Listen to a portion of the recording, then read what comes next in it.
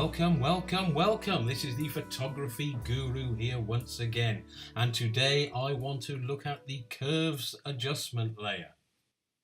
Dependent on how familiar you are with Photoshop, did you know that any adjustments that we can carry out in the levels adjustment panel can also be carried out using curves?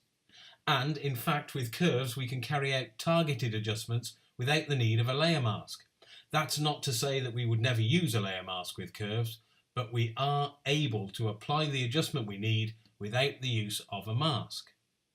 So we'll start by opening a curves adjustment layer. We can do that by going down to the new adjustment layer here, clicking on that, selecting curves, and here it is in the bottom right of the screen, and here is the layer in our layers palette.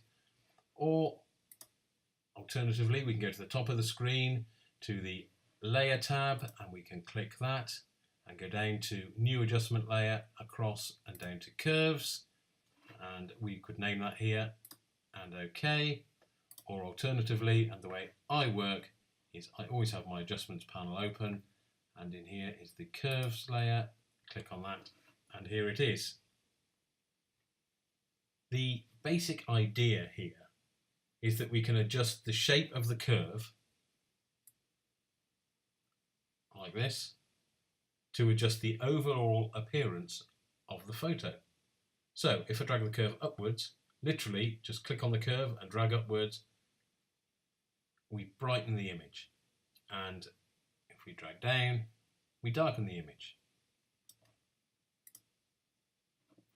Whenever we click on the curve, we create an anchor point or a handle, and we can add multiple handles to change the shape of the curve. So we can move this anchor point down into the shadows. Those of you who are familiar with the histogram, which is directly copied on the back here, know that darks are on the left, highlights and whites are on the right.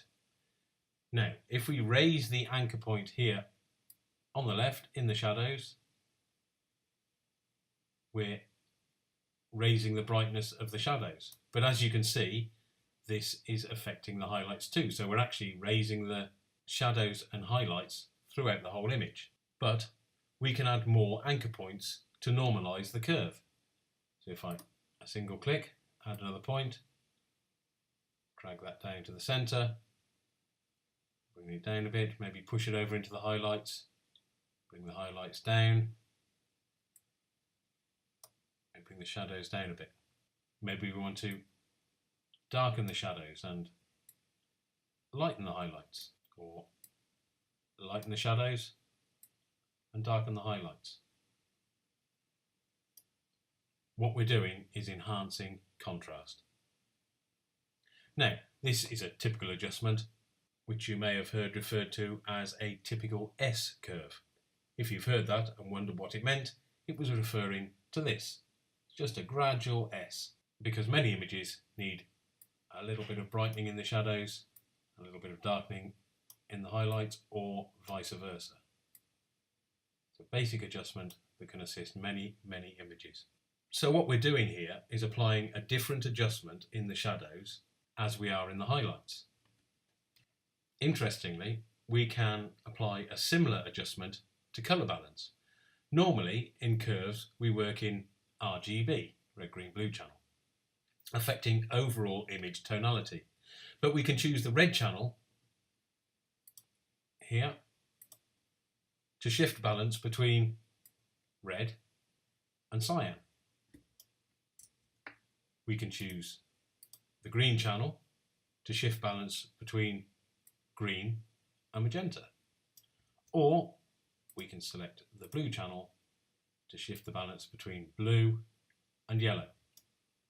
And for this next part, I think we'll stick with the blue channel, because as we can see in this image, there's a certain amount of blue in the sky, which is going to be reflected in the sea, and there is a certain amount of yellow toning in the stones here. We also know that the blue sky is in the highlights and the yellow stones in the foreground are in the shadows. We can determine this by clicking on this hand here, and just to make it easier to see, I'll switch back to RGB. And if you watch this line here, you'll see wherever I put my eyedropper, tells us where we are. So if we put it in the stones, we're down here. We can see this is down in the mid-tones to shadows, and up here we're in the highlights. So we'll go back into the blue channel. I want to have more blue in the sky, so I shall raise the highlights because that's where the blue was in the highlights. But now what we can see is we've affected the image globally, and I've added blue to the stones. But by going into the shadow area, pulling this down, we're going into the yellow. And I'm bringing back some of the yellow tonality, and I can push it further into the yellow by pulling it down further. We just see a comparison of that. You can see how those tones are a bit richer. I'll just undo that. So with the hand selected, we'll go back into the blue channel. We go into the blue area, click and raise the blue. We're increasing the blues in the highlights. And if we go down to where we know the yellows are, we can pull that down. And we're creating yellow back in the stones. But be careful here, one word of caution.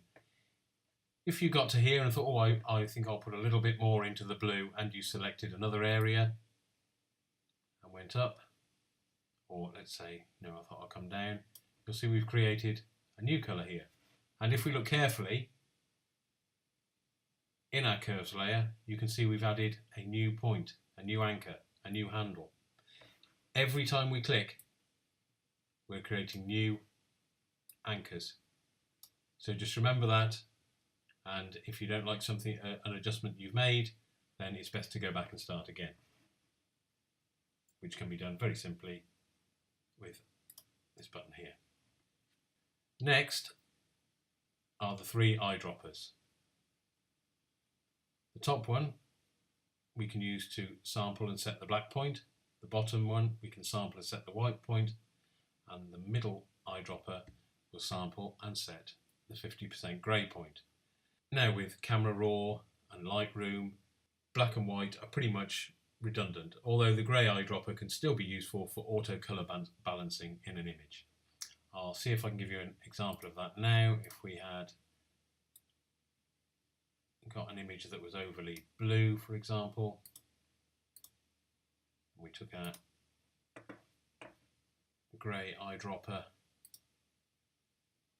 click it on somewhere we think is 50% grey, and we can bring back some balance to the image.